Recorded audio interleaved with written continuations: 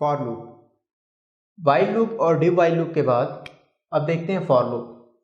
तो for loop जो है उसका सिंटैक्स मैंने यहाँ लिखा हुआ है, फॉर वर्ड यूज करेंगे और ब्रैकेट में हम यहाँ पे 3 चीजें लिखते हैं।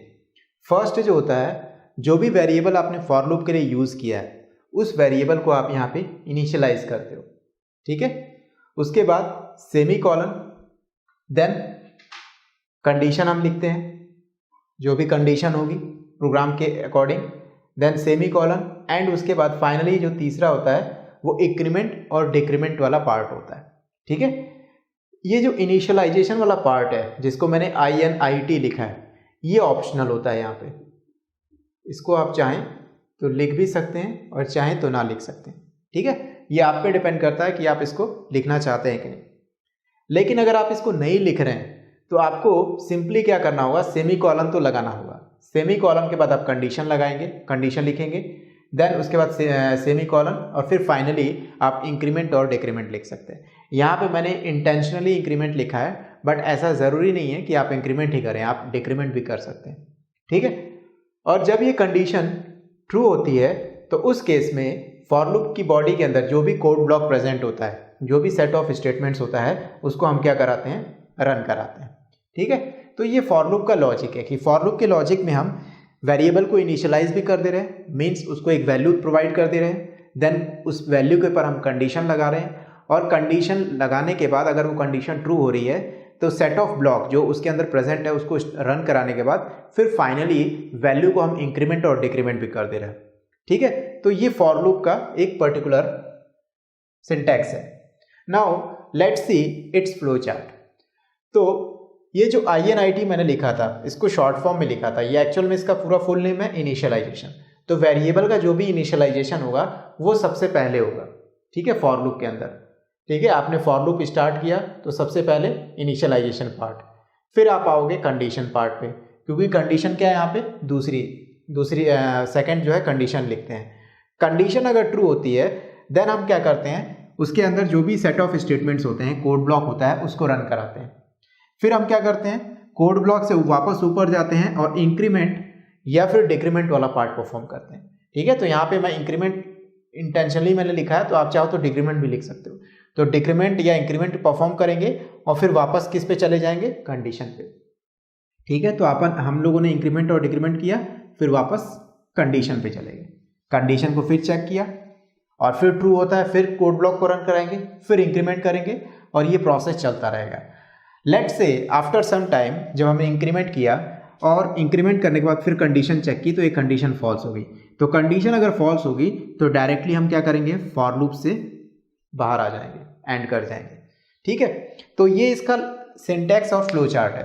Now let's see a program, और प्रोग्राम से हम एनालाइज करेंगे कि कैसे जो है फॉर लूप वर्क करता है। So first line of program is, header file को इंक्लूड कराना है हमें, तो hash include standard input output .h, stdio.h, okay. Second line, main function int main, और मेन फंक्शन में हमने कोई पैरामीटर पास नहीं किया, इसका रिटर्न टाइप इंटीजर है। मैं आपको ये बार बार जो है हमेशा कोई भी लाइन लिखता हूँ तो उसके बारे में समझाता हूँ, और ये लाइंस मैं कई बार लिख चुका हूँ, बट मैं मेरे ओरली इसके पीछे बोलने का मकसद ये है कि आपको ये चीज़ें जो है एक तरीके से समझ में आ जाए, आपके दिमाग में इसके ऊपर कभी भी कोई डाउट ना हो, इस वजह से मैं इसको बार बार रिपीट भी करता हूँ, ठीक है।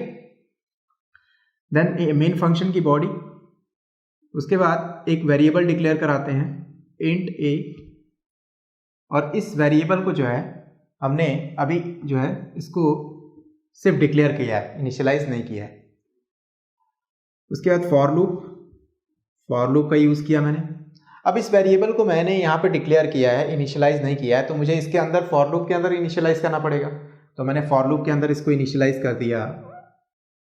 लेट्स से मैंने i वेरिएबल यूज़ किया था फॉर लूप के लिए और a वेरिएबल यूज़ किया है नंबर एंटर करने के लिए।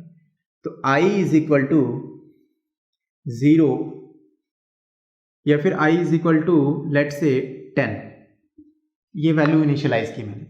उसके बाद i लेस देन 15, i की वैल्यू जो है 15 से मैंने कंडीशन लगा दी कि 15 से अगर अबव है उस केस में फॉल्स हो जाए।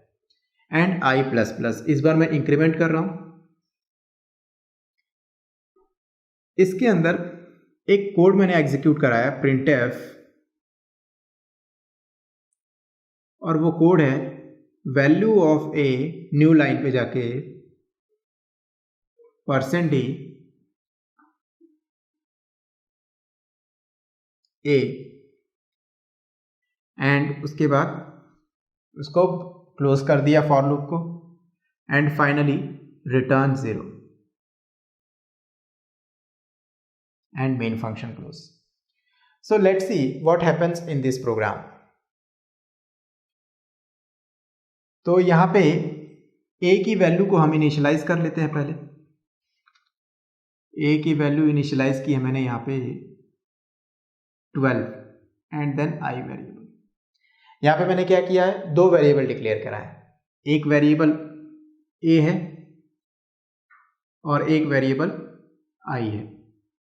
a में मैंने वैल्यू इनिशियलाइज कर दी 12, देन फॉर लूप का यूज किया, for i is equal to 10, i की वैल्यू इनिशियलाइज कर दी 10, i लेस देन 15, क्या 10 15 से लेस है? यस, लेस है। तो अगर ये कंडीशन ट्रू हो गई तो हम फॉर लूप के अंदर जो भी स्टेटमेंट है उसको एग्जीक्यूट करेंगे। तो फॉर लूप के अंदर स्टेटमेंट है value of a is equal to %d, तो जो भी वैल्यू होगी वो आपको आउटपुट में शो हो जाएगी। तो आउटपुट में आपको शो होगा value of a is equal to 12। आ रहा है समझ में, क्योंकि a की वैल्यू कितनी है 12। देन फिर वापस से हम फॉर लूप पे जाएंगे, इंक्रीमेंट करेंगे i को। i की वैल्यू कितनी थी 10, इसको इंक्रीमेंट किया 11, ठीक है, 11 इंक्रीमेंट किया। अब फिर से कंडीशन चेक करेंगे, क्या 11 15 से लेस है? यस, लेस है। तो फिर से हम इसके अंदर जो भी कोड है होगा उसको एग्जीक्यूट कराएंगे, value of a is equal to, क्या वैल्यू प्रिंट होगी a की? a की वैल्यू जो है, देखिए यहां पे a की वैल्यू बार बार 12 प्रिंट हो रही है, तो इससे बेटर है कि इसको क्या करें, a को इंक्रीमेंट करें। तो a प्लस प्लस मैंने कर दिया, ठीक है। तो अब वैल्यू जो प्रिंट होगी वो 13 प्रिंट होगी, ठीक है। a की वैल्यू कितनी प्रिंट होगी 13, और यहाँ पे a जो है 13 स्टोर हो जाएगा। फिर से वापस ऊपर जाएंगे और इंक्रीमेंट करेंगे, 11 से हो गया 12, अभी भी कंडीशन ट्रू है, फिर से ये प्रिंट हो जाएगा value of a is equal to,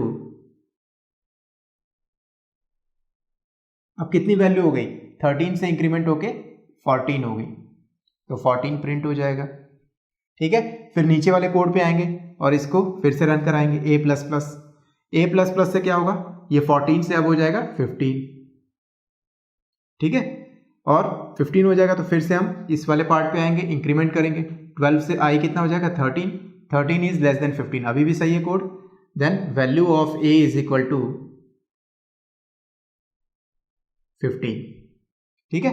अब a प्लस प्लस करेंगे तो ये कितना हो जाएगा 15 से 16, फिर हमने इंक्रीमेंट वाले पार्ट पे इसको इंक्रीमेंट कर दिया 14, और ये कंडीशन अभी भी ट्रू है, 14 इज लेस देन 15, तो value of a is equal to 16। फिर हम इसको इंक्रीमेंट करेंगे, ये 16 से कितना हो जाएगा 17, और फिर ऊपर गए और इसको हमने फिर इंक्रीमेंट किया 15। तो अब अगर ऑब्जर्व कर रहे हो तो 10 से पहले 11 हुआ, फिर 12 हुआ, फिर 13 हुआ, फिर 14 हुआ, और फिर फाइनली 15 हुआ। अब 15 इज लेस देन 15, ये कंडीशन सही है? नहीं, ये कंडीशन फॉल्स है। तो जब ये कंडीशन फॉल्स है तो हम फॉर लूप से डायरेक्ट बाहर आ जाएंगे रिटर्न वाले पार्ट पे। तो आपके पास आउटपुट में आएगा value of a is equal to 12, 13, 14, 15, 16, ठीक है। तो टोटल 5 वैल्यूज प्रिंट हो गई। सो मैंने हमेशा जो भी आपको प्रोग्राम कराए हैं, चाहे वो स्टेटमेंट्स पे प्रोग्राम या लूप्स में, हमेशा सिंपल प्रोग्राम ही लिया है। इसके पीछे रीज़न ये है कि पहले मेरा इंटेंशन ये रहता है कि आप कॉन्सेप्ट को अच्छे से समझ जाओ, उस पर ईजी एक प्रोग्राम से हम जल्दी समझ जाते हैं, एंड फाइनली उसके बाद फिर आप जो है प्रोग्राम्स के लेवल को धीरे धीरे इंक्रीज करो, मॉडरेट करो, फिर मॉडरेट से फिर हार्ड प्रोग्राम करो, ठीक है। तो इससे क्या होगा, कॉन्सेप्ट पे आपकी ग्रिप जो होगी वो अच्छी होगी। ठीक है, और फिर आप उसको एक अच्छे लेवल तक ले जा सकते हो, प्रोग्राम का लेवल, ठीक है। और जब भी आप प्रोग्राम करो हमेशा लिनक्स उबुंटू ऑपरेटिंग सिस्टम में करो, ठीक है। इससे आपकी प्रैक्टिस बेटर होगी और हमारे जो भी प्रोग्राम्स होते हैं वो उबुंटू ऑपरेटिंग सिस्टम पे परफॉर्म किए होते हैं। ओके।